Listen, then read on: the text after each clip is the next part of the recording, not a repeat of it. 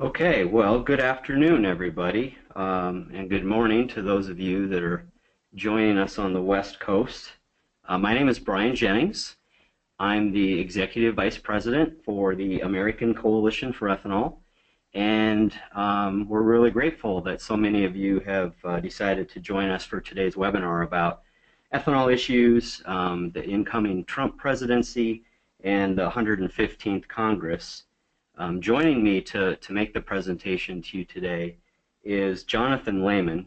Some of you probably know him, but maybe not all of you. Jonathan is the Government Affairs Counsel and Advisor for the American Coalition for Ethanol. He previously served on the senior staff for Senate Majority Leader Tom Daschle. In that capacity, Jonathan helped write and usher to enactment the 2002 Farm Bill. Jonathan also helped write several parts of the 2005 Energy Bill, importantly including the original statutory language for the Renewable Fuel Standard. And so I find him to be a tremendous wealth of knowledge and experience, and I'm really pleased that he's working on behalf of ACE in Washington and that he's able to join us today. Together, Jonathan and I will try to cover 4 areas with you before we open it up to questions and comments. First of all, we want to talk a little bit about how to leverage the strength, the clout of the rural vote post-election. Second, we want to talk about the first 100 days of the Trump administration, what we think we can expect, and some opportunities we want to seize on. Third, we're going to cover the 115th Congress, the new Congress, what their priorities are going to be, who makes up the new Congress, and the political importance of our issues as Congress looks toward the 2018 election. And then finally, we'll do a bit of a deep dive into some ethanol industry priorities. We'll explore some of the opportunities that we think are coming down the pike, but also some of the challenges that could be in our face as well. And then when we're done with all of that, we will turn things over to you for questions. For now, I believe all of you are in the webinar in listen-only mode, so all of your lines are muted, but we'll be sure to unmute you at the end of the webinar for your questions. One final thing before I turn it over to Jonathan. He and I are going to give you the best sort of analysis and perspective we can at this early stage in 2017 based on the interactions that we've had with the transition team and with members of Congress, based on the experience that he and I both bring to the table. I'm also a former Senate staffer. But I think it's important for all of us to be prepared for the fact that we need to expect the unexpected in 2017. It's no secret that Donald Trump ran an unconventional, he was an unconventional candidate, right? A businessman, not a politician. He ran an unconventional campaign in many respects that relied more on very large rallies, public rallies, and social media as opposed to some of the traditional campaign tools that have been used in the past. So we shouldn't expect to see his presidency be sort of a run-of-the-mill presidency if there ever is one of those. I think it would be a mistake for us to try and make some assumptions early on, to stereotype things early on. I think as an industry, it behooves us to be agile, to be alert, to look for opportunities, to use the political capital that rural America indeed earned through this election to help the president-elect and his administration keep some of the promises that were made about ethanol. So I just wanted to make that introductory statement. With that, I'm going to turn things over to Jonathan. Great, thanks, Brian, and really happy to be kind of part of the webinar this afternoon. I think, what we wanted to do, to Brian's point, is just first start a little bit about the last election, kind of the role rural voters kind of played, the impact it had on the presidential election, and how it sets up moving forward in this Congress. And we have a series of slides here that come up that look at some of the key states that helped Donald Trump become president and be inaugurated on Friday. We wanted to start, though, with just kind of an overlay of kind of where ethanol facilities are kind of in some of these swing states. And you all kind of know where these are, but I think it's an important overlay here as we turn to the next slide. And it looks, kind of looking at kind of regionally, kind of where Trump separated himself from Clinton moving forward. Just kind of looking at the map, the red counties are counties that voted for Obama in 2000 and in 12, which switched to Trump in 2016. You put the ethanol plant facilities in kind of the rural areas over the top, and you can see that, kind of regions where our issues are important. Trump performed relatively well. And I think kind of overarching, kind of exit poll numbers, 63% of those who voted felt like the economy wasn't good. 71% of all rural voters voted for Trump. That's in, kind of giving Clinton 29%. What's interesting from that is the Democratic Party has been losing rural voters over the course of the last 3 elections. In 2008, Obama received 41% of the rural vote. In 2012, he received kind of 38% of the vote, and it dropped for Clinton, as I said, down to 29% of the vote. And I think as you kind of look kind of globally at, kind of the race for the DNC chair and Democratic leadership with Senator Schumer kind of being the head of the party at this point in time, and kind of Obama leaving office and looking at his legacy, I think what Trump tapped into in part was dissatisfaction of, kind of a rural middle class economy and policies by, kind of the Obama administration that generally kind of seemed to be in a spot of telling rural voters and kind of middle class working voters that policies needed to be in place and you had to take your medicine and kind of live with it. And you look at kind of the economic recovery, kind of choosing between kind of the banks and homeowners. The Obama administration kind of bailing out the banks. You look at trade between kind of workers and kind of these regions and kind of promoting kind of trade deals and kind of the importance of a globalization. The Obama administration focused on kind of globalization and trade. You look at energy from a greenhouse gas perspective, coal, power plants, et cetera. You focused on kind of the climate and greenhouse gas piece, and not necessarily kind of how you transition and help benefit kind of workers in those spaces. And if you look at even healthcare, I think folks kind of see what their premiums are doing, and they're trying to understand exactly what the benefits are from an Obamacare perspective. I know personally, from my perspective, it was a little shocking in the mail 2 weeks ago when we found out our health insurance premium was going up $700 a month this year. And I think people across the board are seeing kind of costs moving ahead and trying to understand how they make those ends meet. So I think you look at kind of the Obama administration, kind of record on issues that are important to kind of rural and middle class and kind of working voters, and it's checkered at best. And you saw that kind of play out in these swing states. If you move on to just kind of drilling down on some of these individual states, kind of looking at Wisconsin, again, kind of the dark red are kind of counties that flipped Republican in 2016. Trump won in Wisconsin kind of 47.9% to 46.9% close, but Obama won 52-46. If you look in 2012, if you look at Michigan, which is next, again, you see kind of the counties that kind of flipped and kind of the amount of red from a Trump perspective across the state. He won with 47.6%. In 2012, Obama won 54-44 against Romney. If you look at Ohio, similar, kind of important counties flipping Republican. Trump won 52 to 43, Obama won 50 to 48. So, kind of an uptick for Trump in Ohio.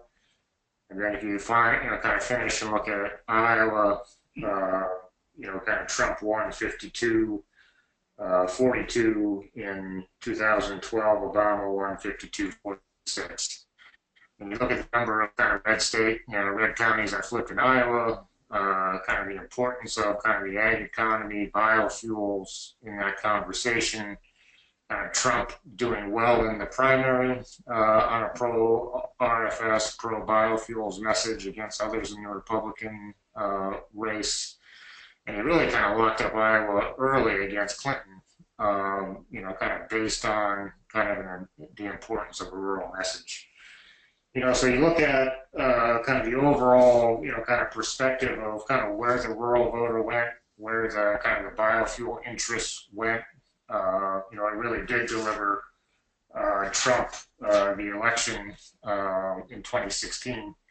And as we kind of frame out kind of the conversation and discussion, I think that's important as we, look at how we continue to leverage the, kind of the goodwill that we as a, kind of a sector built with the administration, and how we kind of continue to kind of maximize the politics moving ahead.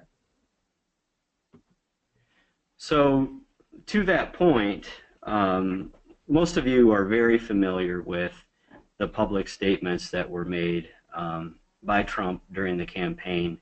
These are just three of many quotes.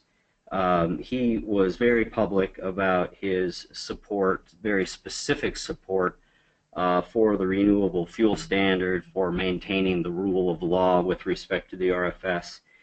But also really important for us is, even though he didn't mention Reid vapor pressure by name, that last quote from Donald Trump clearly refers to addressing the RVP limit on E15 and higher blends. So our job is to take these very positive, very enthusiastic expressions of support, promises from the candidate during the campaign, combined with some of the analysis that Jonathan just shared with you about how rural America indeed was a deciding factor, a pivotal factor in the election, and to put that clout to work for us going forward in the first 100 days, particularly of the presidency and the Congress. It's for us to help Donald Trump as president keep these promises about the RFS and about Reid vapor pressure, and importantly, to keep pressure on members of Congress as well. We've tried to take advantage of that early by helping organize a letter from 3 Republican governors to the Trump transition team about ethanol issues. Fuels America and others have weighed in on this. And I think one of the many advantages ethanol has is, we're part of the solution to a lot of public policy problems out there. Under the Obama administration, we really focused more on leveraging the low carbon advantages of ethanol. Under the Trump administration, our expectation is that we need to shift a bit and emphasize how ethanol creates jobs across the economy, how ethanol improves conditions in rural America, how ethanol helps make us more energy secure. I think those are the sort of the more important talking points that we're going to have to use going forward. Jonathan, go ahead, and why don't you start out covering some of the nominees that are important to our industry. Absolutely. So we're kind of right in the heart of kind of the nomination process in the Senate at this point. Kind of there's a litany of hearings going on from a nomination perspective across the cabinet. Trump has picked everybody but for the Secretary of Agriculture from a nominee perspective. Maybe just a couple pieces, kind of color in this process. The first is the Trump transition team got started, kind of significantly later than previous administrations in vetting people. I think in part it's a little bit, kind of a dog chasing the car and catching the bumper and then trying to understand how to move ahead. They hadn't done near as much, kind of pre-vetting and trying to determine candidates prior to the election than Clinton had done, so they were kind of starting a bit behind in that process. I say that because, you know, in all these cases, they have to go through an FBI vet. They have to go through kind of, you know, kind of a committee kind of process that includes looking at tax returns, economics, their own vet, the hearing, kind of meetings, kind of with members of Congress before they kind of move through the process. And a lot of these picks that Trump has made, they didn't do any pre-vet before they kind of got to this stage. So you're starting to see things trickle out, plagiarism, maybe making some investments in the space that you're going to be, you know, kind of into, et cetera. So we expect that this process is going to be a little bit more bumpy from a confirmation perspective than it has in the past. McConnell and Schumer kind of went back and forth on kind of process. Back in 2008, McConnell sent a letter saying all FBI vet paperwork, all tax returns, all committee reports, everything has to be done before we're going to have a vote on the Senate floor on these individuals. And then McConnell's been trying to speed the process, and Schumer just took the letter that McConnell wrote in 2008 and crossed off McConnell's name, wrote his name on it, and sent it back to McConnell. So there's some tit for tat going on about how this process goes. I think there, you know, as we kind of look in the space, from our perspective, you know, while we have Trump on the record during the campaign, and we have Trump on the record, you know, kind of even after the election with regard to RVP and other components and the importance of the RFS, the nominees he's putting in our space have a checkered history on our agenda. You know, Pruitt from Oklahoma for EPA has kind of filed a lawsuit against E15 when he was Attorney General in Oklahoma. He's in the past said the RFS is unworkable. Brian, his hearing was this morning. We have a slide coming up that Brian will talk about with some of his quotes today, but we obviously need to kind of continue to educate and kind of push Pruitt to look at things that are positive from our industry. Perry at Department of Energy was the first governor to submit a request for a waiver of the RFS several years ago based on kind of corn prices and wanting to reduce it. So he's on record, you know, in opposition to the RFS. Icahn is, you know, kind of in the business. He's losing, in his mind, a lot of money because of kind of the point of obligation of the RFS, and has been in Trump's ear on that issue for a long time at this point, and is, you know, kind of looking to him, Trump is, as kind of a special advisor with regard to regulatory reform. You know, so he is obviously got ideas about what he'd like to see, you know, kind of quote unquote reformed within the RFS. Tillerson is, you know, kind of the CEO of ExxonMobil. Never been a huge proponent of continuing to increase biofuels from a company perspective. And, you know, I think the biggest ethanol champion we have is, you know, kind of Branstad, and, you know, kind of moving as ambassador to China. You know, a good perspective for us is he did a lot of the heavy lifting to kind of help Trump get through the primary and to kind of solidify Iowa, you know, kind of in the general election, and he's gotten a lot of goodwill built up with kind of with Trump. But, you know, we continue to have folks who have traditionally and historically been against us in important spots, and we're going to have to continue to remind them of where Trump is. And the only other nugget I have is they've seen, you know, kind of nominees and others kind of going out and kind of contradicting Trump. So, you know, whether Russia hacked the election to have an impact, Trump says no. His folks, you know, from DOD and national security have come out and said, yeah, you know, Russia did have some implication. Trump's response to that is, you know, my nominees are going to disagree with me at times. You know, so I think, you know, we're going to have to continue to kind of leverage the politics that we discussed previous throughout kind of the administration across the agencies. Yeah, to reinforce a point Jonathan just made about the relationship between the president and his nominees, we have at ACE not been sitting on our hands hoping that Pruitt will do the right thing as EPA administrator just because Trump said very good things about ethanol on the campaign trail. You don't need a very long memory to recall that as Senator of Illinois, Barack Obama said very nice things about ethanol on the campaign trail. But once he became president, his EPA administrator took the renewable fuel standard off track for a period of 2 to 3 years.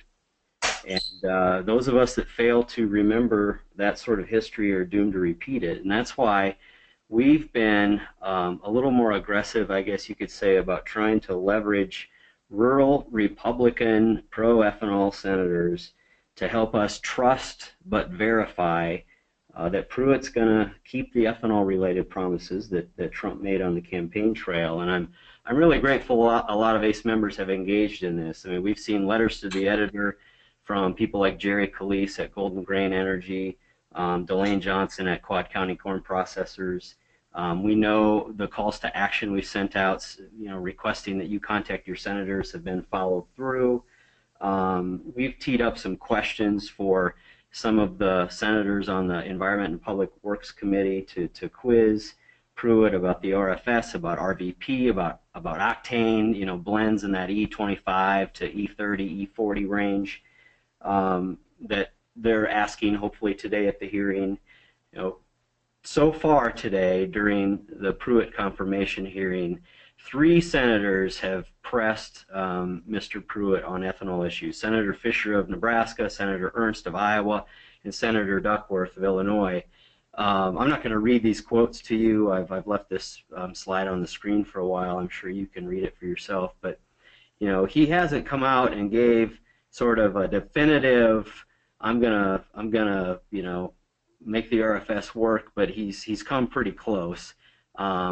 Personally, I wouldn't mind seeing something a little more definitive, but he's been asked about the following the statute, he's been asked about the timelines, he's been asked about the waiver authority, and we really owe it to these senators for asking questions of him on the record and trying to make sure we know where he's going to be. A topic we're going to address later on in the webinar is the RFS point of obligation. It's interesting, that last quote, Senator Duckworth of Illinois asked him, where he is on moving the RFS point of obligation, and he said, because there's a comment period right now, I'm not going to prejudge that.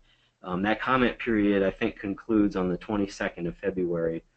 The last thing I'll say about this before we move on is that 14 EPA jobs require presidential appointment and Senate confirmation. The 2 most important of those 14 to us are, number 1, Mr. Pruitt, the administrator, and number 2, whoever his assistant administrator will be for air and radiation. Under Obama, that was a woman named Janet McCabe. That's probably a familiar name to a lot of you because she spoke at many of our fly-in meetings. That person is going to be the one who has the most sort of direct contact over implementing the RFS, over addressing reed vapor pressure, octane, anything related to ethanol priorities. That assistant administrator is going to be responsible for. So we're going to make sure we're engaged in that confirmation process for that position as well.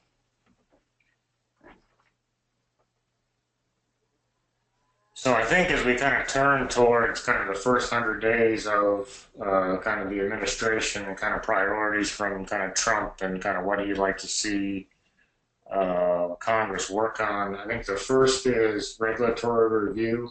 Trump, one of the first things he's going to do is stay any kind of remaining Obama rules that are kind of in the pipeline and stopping anything from moving to proposed or final rule. And that's just traditionally done. It happened when Obama came in from George W. Bush, just kind of stopping things in their track from what the career guys are working on until the political team is in place and kind of understands where they want to go. The second kind of thing that is of note here is under the Congressional Review Act, Congress can say yay or nay to rules that have been finalized within 60 days.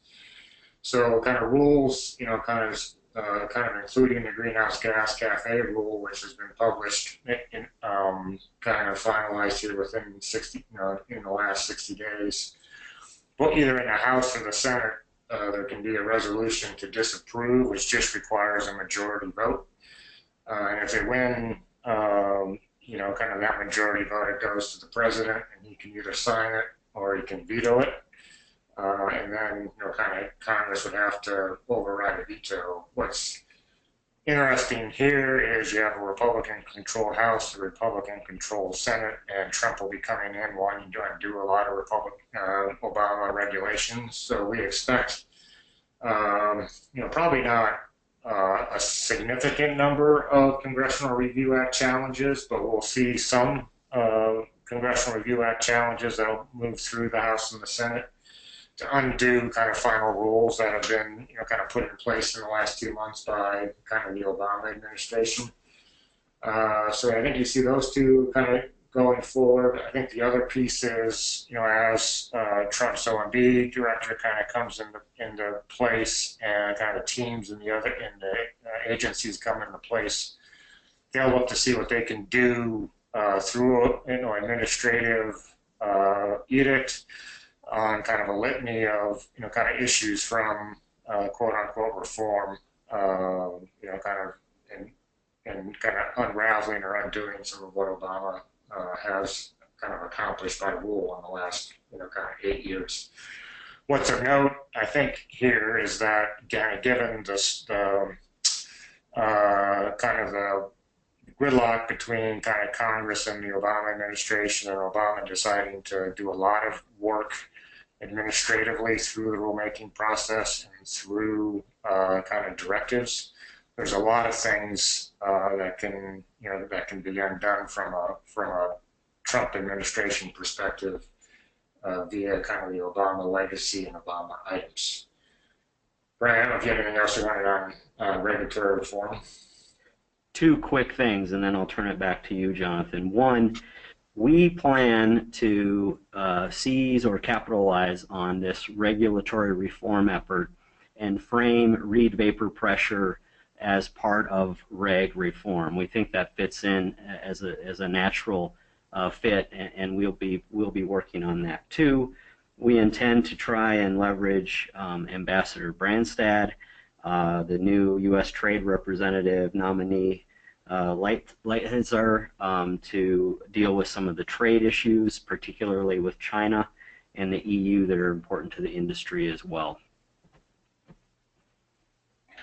Great. I think the next on the list is kind of trade reform, and what's interesting about kind of the trade component is Trump has generally been, from a rhetoric perspective, much more of a populist on this item than he has, kind of in the Republican Party has traditionally been. And he's even been to the left of Obama on a lot of these issues. So we'll see kind of how this interaction between Trump and the Republican majorities in the House and Senate kind of work together when their ideologies are a bit different. I think the two to look at, the first, as Brian mentioned, kind of is the conversation with China. The second is his pledge to, kind of look at NAFTA and renegotiating that. And then I think the third, while not necessarily trade, is just the Paris Accord with regard to greenhouse gas and that international kind of agreement. So I think those will all be kind of looked at from kind of a Trump administration negotiation perspective. The third is kind of tax reform. And I think both Senate Finance Committee and kind of the House Ways and Means Committee are interested in kind of moving quickly on some level of tax reform package. I think you may have seen in the press the last few days that Trump and the House Republicans don't necessarily agree on what that should be at the present time. Trump's saying that, kind of what the House Republicans are looking at is too complicated and it needs to be different. So I think that is still an ongoing piece of the conversation. as to how that works. I think the other big elephant in the room is how do you pay for it? If you're doing, kind of big tax cuts, where's the money come from an offset perspective? Is it not paid for? How does that kind of interact with the Freedom Caucus in the House? So there's some real open questions in that realm. Next on the list is the repeal and replace Obamacare. That's underway. The Senate and the House have kind of passed a budget resolution which will allow for, kind of key parts of the Obamacare legislation to be repealed on a majority vote, with protections from kind of the budget, kind of resolution. Not all of it can be repealed in that piece, but, kind of key components can.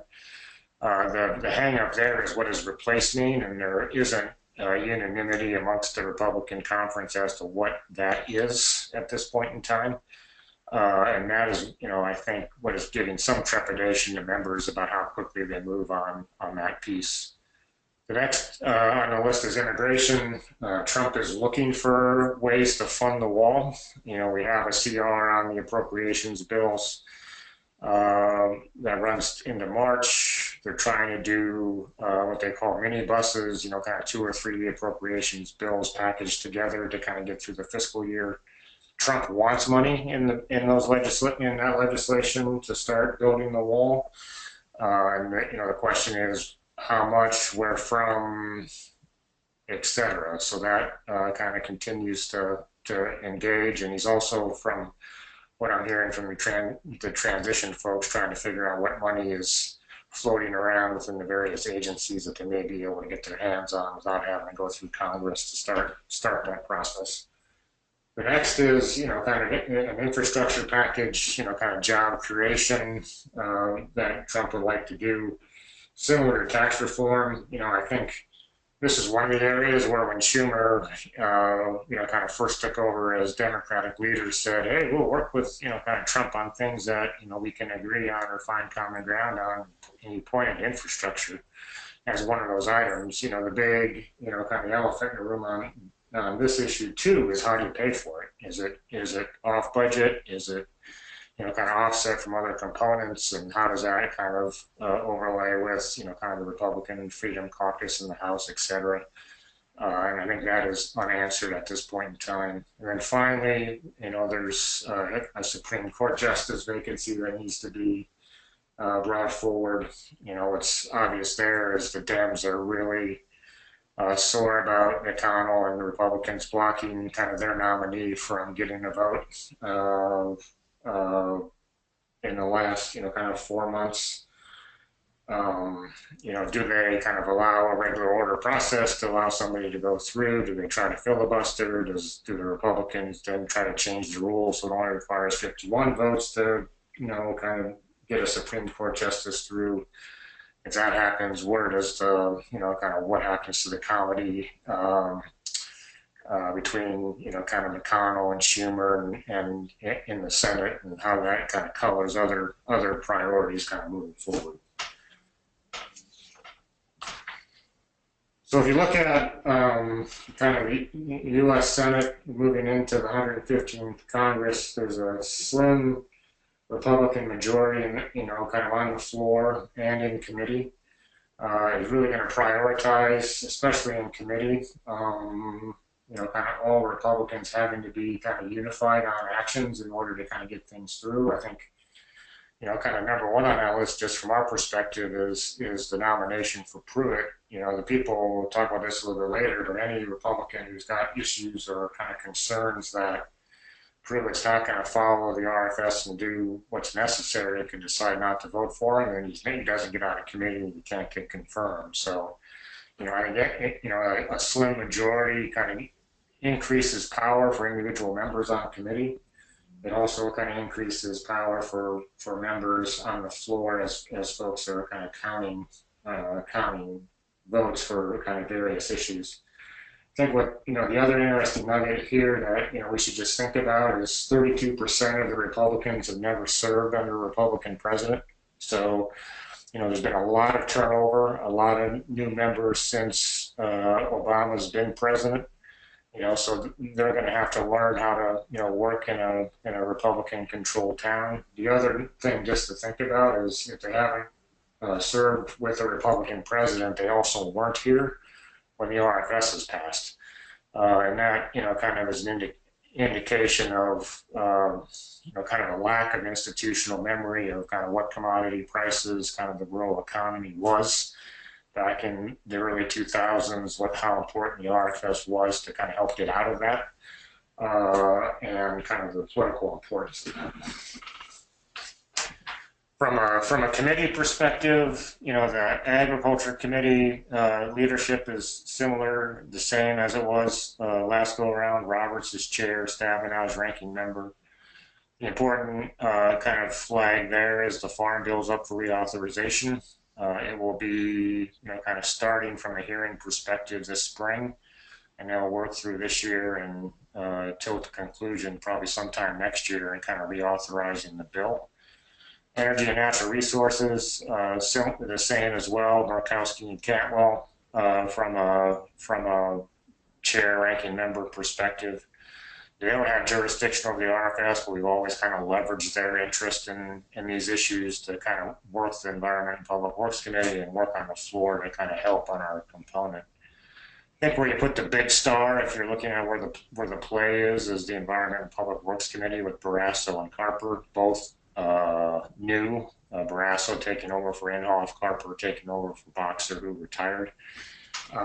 Neither one of them are, kind of a supporter of the RFS, and we'll talk a little bit more about that when we take a little bit deeper dive into the EPW committee.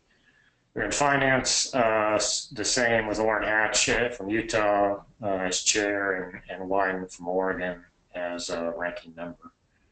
If we move to the House, the Republicans lost 6 seats from kind of the last Congress. There's 54 new members in the 115th Congress. That equates to about 12% of the House. And there's even a greater number of Republicans who haven't served with the Republican president. 70% of the Republican conference is new since George W. Bush left office, and that also means that 70% of them weren't here when the RFS was passed and the farm economy was in the tank.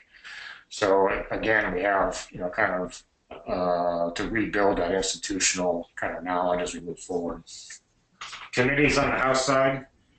Conaway from Texas is going to chair the effort to reauthorize the Farm Bill. It'll be his first as chair, kind of manning kind of the Farm Bill reauthorization. Colin Peterson, one of our longest and best champions of biofuels in the RFS, is the ranking member, kind of an important moderate.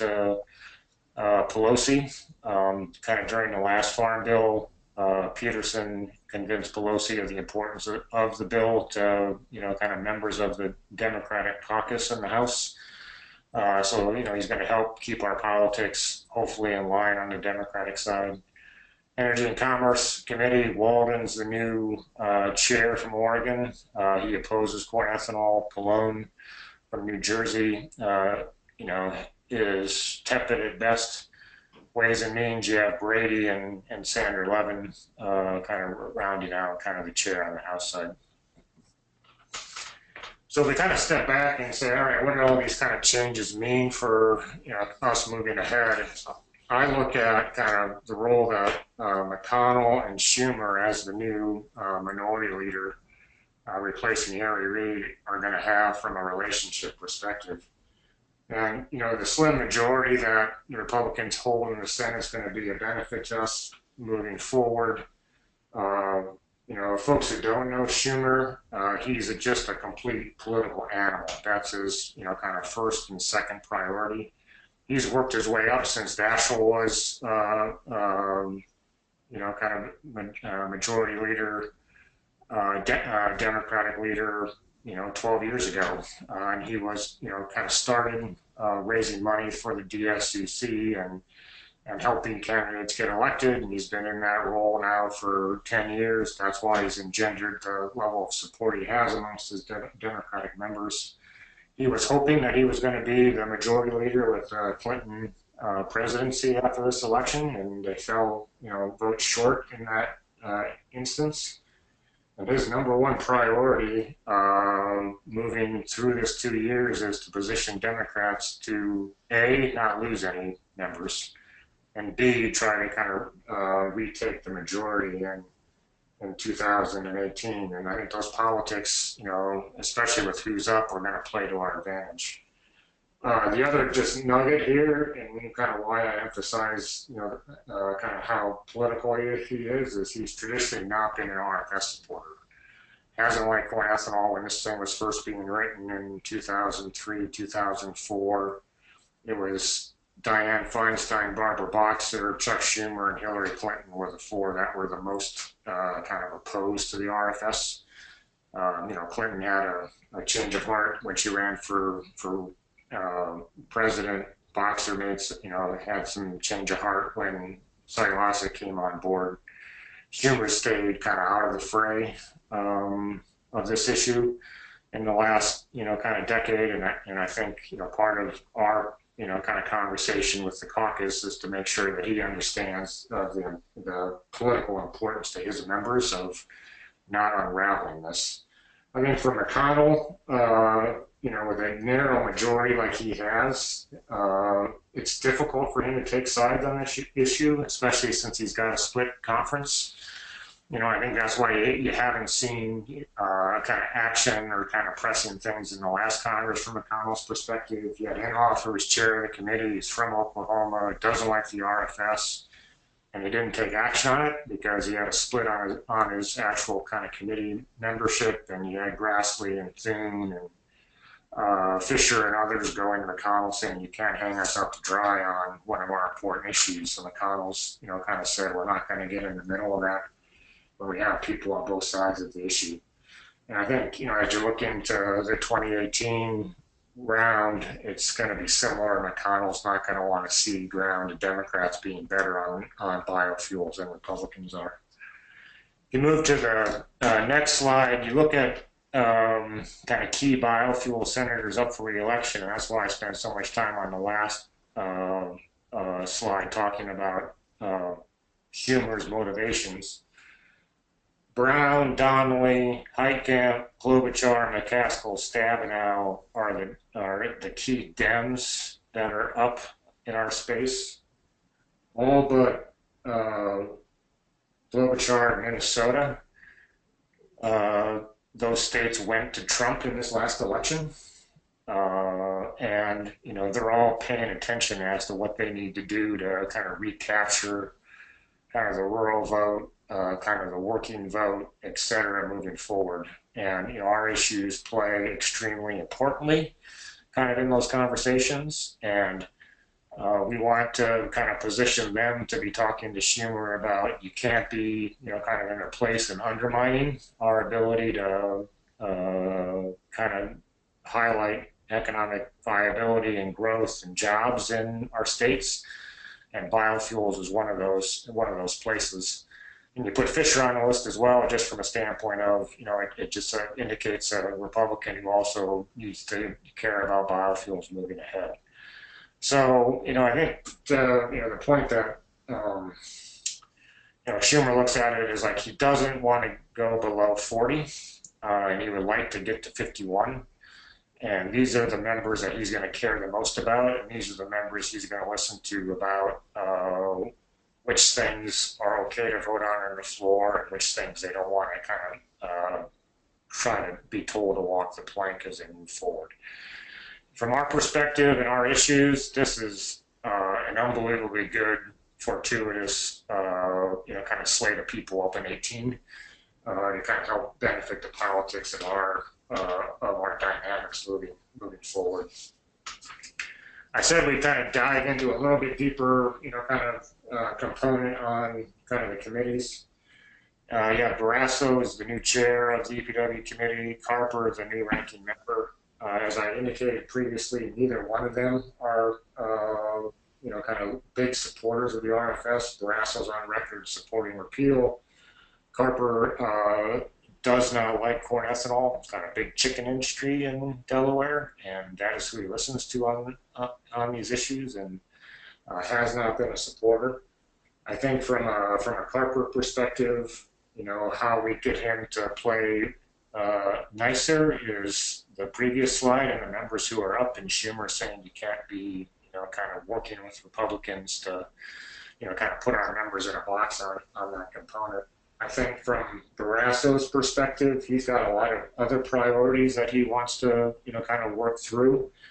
His number one priority is reform the Endangered Species Act, kind of being from Wyoming, having kind of sage grouse and other, kind of critters close to being on the list, impacting kind of ranch lands, oil and gas development, etc. He's extremely interested in quote unquote reform of the ESA. I think you'll see a big, kind of a big push there for him. That's going to be controversial, kind of on the committee with the Democrats.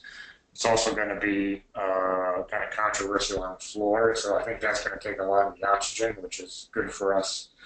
That said, I do believe we're going to see hearings in the EPW committee on the RFS, and we're going to have to kind of continue to, kind of re-energize kind of the EPW committee. And over the past, kind of 4 years, Boxer has really slowed kind of efforts for action on the RFS because of her, kind of liking cellulosic and advanced, with her not being there, and Carper kind of taking that spot. We kind of lose that benefit and footing of kind of a Democratic member kind of holding that at bay. I think if you move to the next slide, how else do you keep, kind of Barrasso and Carper at bay, is you have some really kind of key members that are great adds to us on the EPW committee. Duckworth from Illinois. She's already been very active today, kind of from a hearing perspective.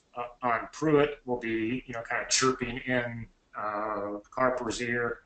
On the Republican side, you got Ernst, Fisher, Moran, Rounds, and as I talked about with kind of a one-seat majority in the EPW committee, these members have significant ability to say we don't want to, we don't want to do things that are negative to biofuels. So these are going to be our biggest friends from an EPW perspective, and kind of supporting them, getting them the information they need, kind of reminding them of the political advantages of being, kind of vocal and public on our components. Just trying to gum up any kind of legislative effort to repeal or reform the RFS. On the House Committee, Energy and Commerce has got jurisdiction. Walden, chair, doesn't like the RFS. Pallone hasn't been, kind of a strong supporter of ours as well. Walden's kind of supported the Florida's Welch bill that would, kind of cap corn ethanol. Kind of in the last Congress. I think the House Committee is probably a little bit more interested in kind of pursuing legislation than the Senate.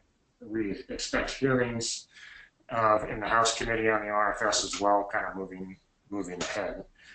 Historically, over the last kind of number of years, our firewall has been the Senate, and we kind of continue to expect the Senate to be where the firewall is on these issues. So if we move to the kind of the next kind of 3 slides, we just have kind of a little bit deeper dive on kind of the RFS moving forward. And the opportunity, as we talked about, is helping the Trump administration make good on their promises. I think the messaging is there from our perspective is jobs, the economy, and rural America. I think as we kind of look forward. Kind of the 2017 RVO rule is subject to the Congressional Review Act. From a vote perspective, we'll see if that, kind of, if people work to try to undo that. The open question and kind of to the conversation we talked about Pruitt earlier is, will they support increased volumes and kind of the next RVO? Pruitt's on record today saying we'll look at waivers judiciously. So we'll have to determine what judiciously means. And then, congressional efforts to kind of reform the RFS, Flores and Welch are going to reintroduce their legislations. As we said on the previous slide, Walden, has supported that in the past, which could give that life inside the Energy and Commerce Committee from a legislation perspective. And we'd already talked about the EPW committee. I think the wild cards, kind of moving forward from an RFS perspective is, kind of what happens with the point of obligation with regard to rulemaking within EPA. We're part of the RVO lawsuit on kind of EPA's misuse in our mind of the waiver authority. We expect that to, kind of happen in early 2017. And then we have kind of the post-2022 RFS changes and kind of schedules that this EPA are going to oversee. If you go to the next slide, I think as you look kind of over the last year, we've held our own in preventing any amendments on the RFS from being considered. The lawsuit that we have pending on EPA's decision has created some hesitancy in Congress in, kind of legislating until that gets decided. I think as we kind of move ahead, there's going to be kind of continued, advocacy, especially on kind of the, kind of in the oil side with regard to reform and repeal legislation. The oil industry's been frustrated in the lack of, kind of movement in Congress. One thing that we have that working in our favor is that, kind of the oil groups are kind of split on priorities. Those who want to see point of obligation fixed as the number one priority versus those who want to see repeal or reform. As we've had, kind of in our, some of our, kind of past to split in priorities, that kind of slows the ability of an industry to kind of see progress on their perspective, which can only be good for us in this case. And I think we just got to continue to use, kind of smart use of our allies and kind of understand that, there's a little bit of fatigue and some of our House supporters are contemplating whether or not they want to go down this RFS reform pathway in this Congress. You look at, kind of just, and this is just kind of reiteration, we're going to have hearings that we're going to have to defend and make sure we get kind of balanced conversation. We're going to have the legislation being introduced. We have ENC, which is a little bit more likely to want to act this year. Kind of consistency and unity in the biofuel message will be key, as we talked about, kind of cultivating those new allies and of members and, kind of helping protect the 2018 Dems will be useful. And then kind of re-energizing and reprioritizing our economic message as number one from a biofuels perspective. I'll just touch, kind of briefly on point of obligation. As we kind of see on this slide, those who are, kind of in favor of changing versus those who are kind of opposed to a change. Icon is like the number, kind of the number one kind of in favor in our mind, kind of followed by Valero. Our guess is this issue will be hotly debated within EPA in a rulemaking environment as to what happens from a point of obligation perspective. It's clear that he has had Trump's ear on this personally, and we'll just have to kind of continue to play that out as we move forward on that issue. Brian, you want to talk about RVP? Yeah, so mentioned earlier when we were talking about regulatory reform, really trying to seize that opportunity with the Trump administration, and we kind of look at the double-barreled approach when it comes to fixing the Reid vapor pressure issue. One, we made really good progress, really good momentum in the last Congress when it came to bipartisan support for a legislative fix to the Reid vapor pressure limitation. It is our expectation that Republicans and Democrats will once again reintroduce those bills If they do, we want to be at the forefront of helping build additional momentum, collecting co-sponsors. This could be a key part of our fly-in, which will take place in March. But the other opportunity, and I think renewed opportunity we have, is to work within the Trump administration to address this administratively. Within the bowels of EPA, you have career civil servants like Paul Michelli or Chris Grunler who do not want to extend the 1 pound waiver to anything other than E10.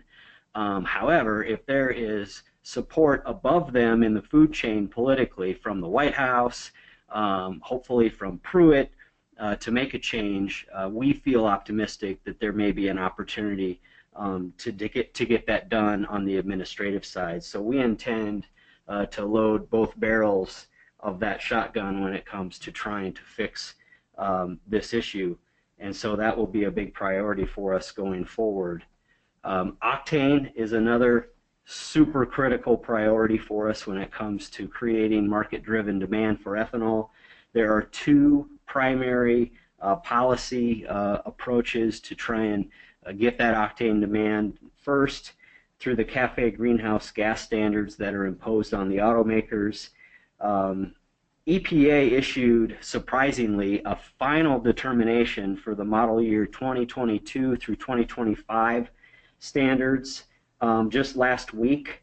That decision wasn't expected until April of 2018.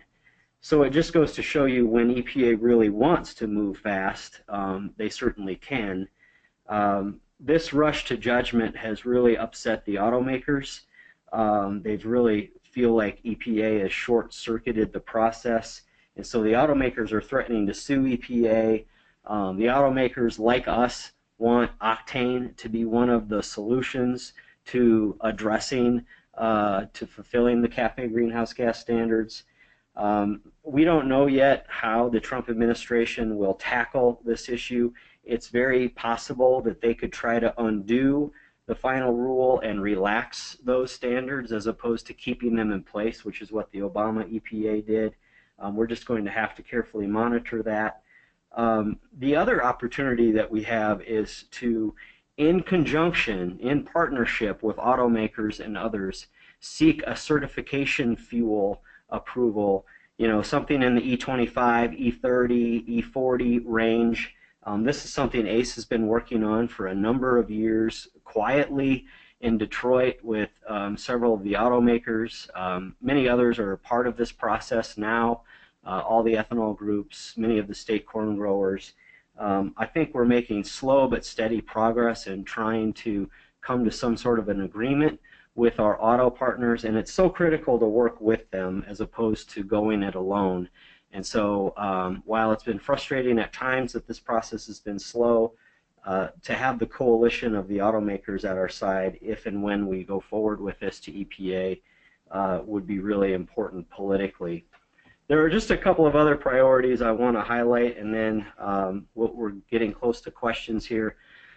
We have to make sure we engage Ambassador Branstad, obviously, on the trade issues, particularly in China, once he's confirmed to be the diplomat in China. Mentioned that we want to engage the new trade representative on the EU. We have sent a memo to the Trump transition team outlining a lot of these priorities, including trying to restore credits for flexible fuel vehicles, addressing some of the inherent bias in the MOVES model and getting that fixed, and certainly updating the life cycle carbon intensity modeling for corn ethanol. USDA obviously came out with a very helpful report late last week that really reinforces what we've been saying for some time, and that is that corn ethanol is a lot cleaner than EPA and CARB and others make it out to be, reducing greenhouse gases by more than 40% compared to gasoline. So these are some of the other priorities that we've been addressing in the transition. I wanted to share this with you as we close for a couple of reasons. One, Make America Great is obviously the brand of the Trump campaign. Power by People is as important to the American Coalition for Ethanol in terms of what our brand is. And we think Power by People is a real testament to the fact that people from all walks of life benefit from ethanol production and use. And if the grassroots is willing to stand up and speak out, they have enormous power to make a very positive difference. And you could say that that's what happened in this last election. I told you at the beginning of this webinar it'd be foolish for us to assume we knew what to expect in the Trump administration. But one thing I am confident of, one thing I think it's safe to assume, and that is that the people in rural states who played such a pivotal role in this election have enormous clout right now. You have enormous power to help influence the decisions that the President and Congress will make. So I'm asking ACE members not to sit on the sidelines. We need you to get in the game, to stay vigilant, to stay involved. And one of the best ways to do that is to take part in our annual fly-in. It's taking place late March, the 22nd and the 23rd. We'll be headquartered at the Liaison Hotel in Washington, D.C. This occurs within the first 100 days of the Trump presidency, so this might be the best time to ever join us for a fly-in. We intend to meet with EPA officials, with White House staff that cover our issues, with the U.S. Trade Representative officials, and of course do Hill meetings with members of Congress. And Jonathan told you many of those folks aren't familiar with the RFS. If you've never been to the fly-in, you should try it. People that come really enjoy it, really like it. We team you up with colleagues from around the country. You generally visit about 200 congressional offices. That's the entire group that covers that many meetings. We provide you all the talking points and the fact sheets and the advice for how to do the meetings. But it's a really great experience, so we'd like you to take part. You can register by going to our website, which is ethanol.org, clicking on the events tab, and then you'll see information about the fly-in. Or you can just email myself or Shannon Gustafson of our staff, and we can help get you lined up. So with that, we're going to unmute the lines for those of you that are still with us and open it up to any questions that you have.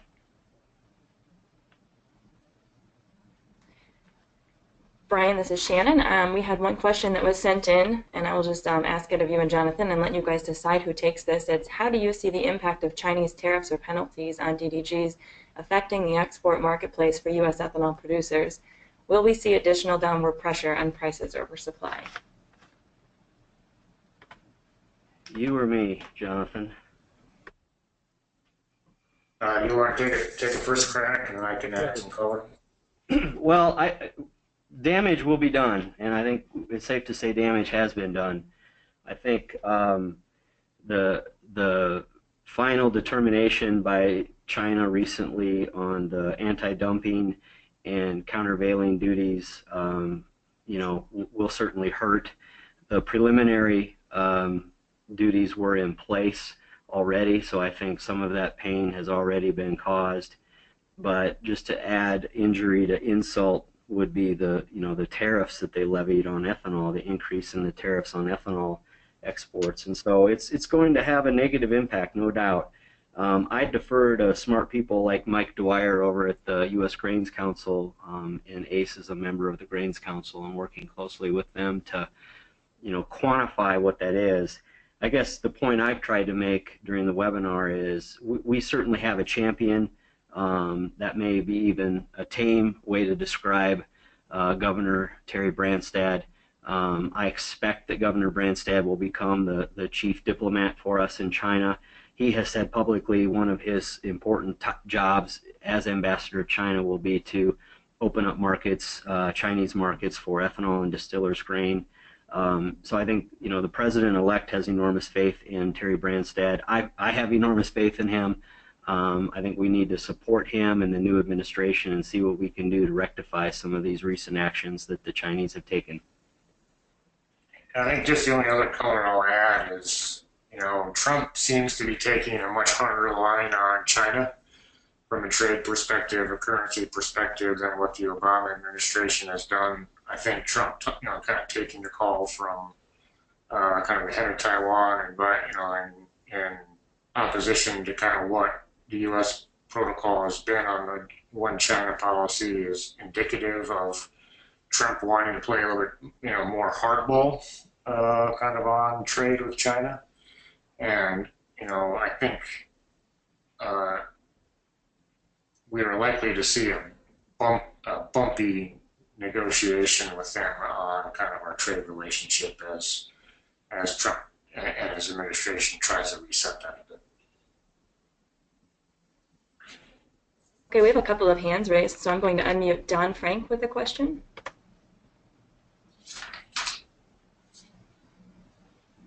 Don, did you have a question? We also have Delane Johnson with a question. Yeah, this is Delane. I had a question in regards to where the cellulosic tax credit may fall into play with the administration change and whether there will be an opportunity for that to be extended. I think that's a good question.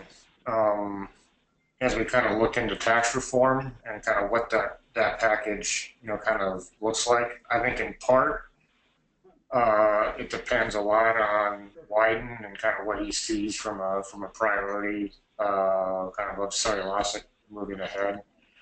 I think one of the kind of two thoughts. One of the pitfalls as we kind of move forward is, I think cellulosic will continue to grow slowly, kind of given kind of how the RFS has been implemented, and kind of what does Congress, kind of think about kind of whether it's going to be successful or not moving ahead. On the other hand, the score for extending the tax credit will be won't be marginal, but it'll be kind of lower, kind of given the slower than expected growth, so it won't be as expensive to kind of include it. So I don't think there's a philosophical opposition to it. I just think there's a potentially a question of, is that enough to kind of continue to spur kind of a cellulosic sector, given kind of where the RFS is? Yeah, thank you. Just a couple of feedback items, food for talking points. One is if they expect slow growth, there's very low cost. Secondly, if they would put some certainty into it for a longer period of time, even if it was ramping up slow today to higher dollars 3 to 5 years from now, people that were looking at trying to get boards of directors and lenders to help them move forward with projects would have a much easier time. Right now, when they extend it 1 year at a time, it's very difficult to have that help finance things. As you know, certainty and investments go hand in hand. So anyway, just a couple thoughts. Great, thanks. Thanks, Delane. Appreciate those comments. Another question we've received is, what are the pros and cons of the changing of the point of obligation from refiners to blenders? Sure. Can we back up while Jonathan is talking? I'll let you go first, Jonathan, and I might just go back to that one slide if that's okay. Yeah, so I think, kind of where the point of obligation is today is helping with the build out of infrastructure. As we talk to those who are building out, kind of higher blend infrastructure, kind of with the point of obligation where it is, kind of the monetization kind of RINs, that is what is helping kind of drive, kind of higher blend usage, infrastructure build out, and kind of given the lack of a, kind of a federal incentive, given how Obama has implemented the RFS, kind of a lack of, kind of robust, kind of tax incentives, kind of et cetera, to kind of drive that infrastructure. The point of obligation debate right now comes into that's the thing that's motivating build out. When you have RVP that is unresolved, et cetera, you hate to lose, kind of a mechanism that is working to kind of build out that infrastructure. And I think kind of the other kind of piece is you move it, the point of obligation downstream. You just have a whole litany of new players that EPA has to kind of interact with on compliance, which makes it a lot more bureaucratic, a lot more difficult, and I think the unknowns in that also kind of weigh against it. But the pro to do it is it's costing Valero a lot of money, it's costing Icon a lot of money, and those companies don't like that. So I think that kind of is my general take. Brian, if you want to add.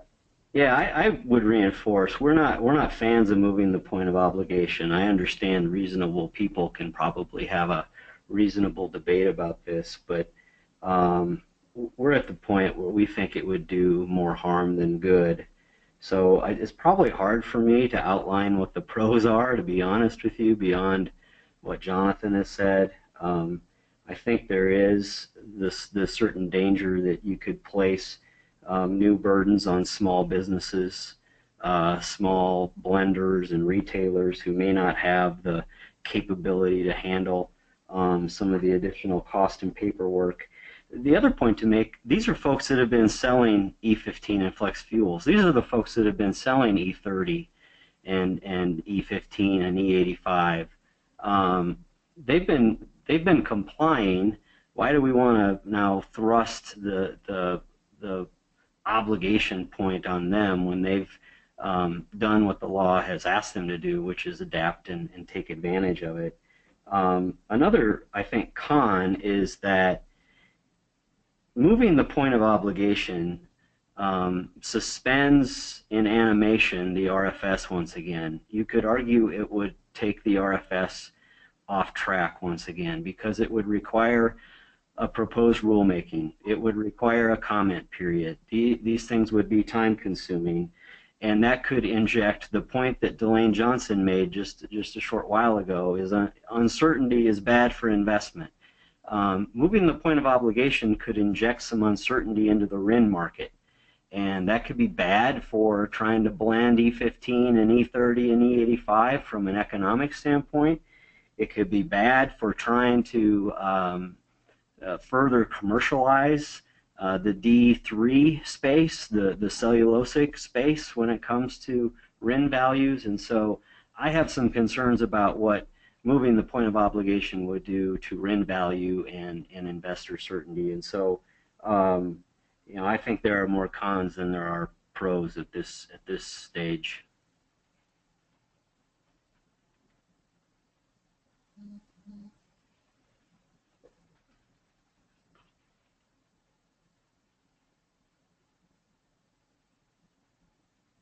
All right. I am hearing there are no other questions that we're aware of right now. So I just want to say thank you for the interest and the participation in this webinar. Stay tuned, stay alert. Please sign up for the fly-in. Let's keep engaged during 2017. And with that, we're going to go ahead and close the webinar. And thank you very much.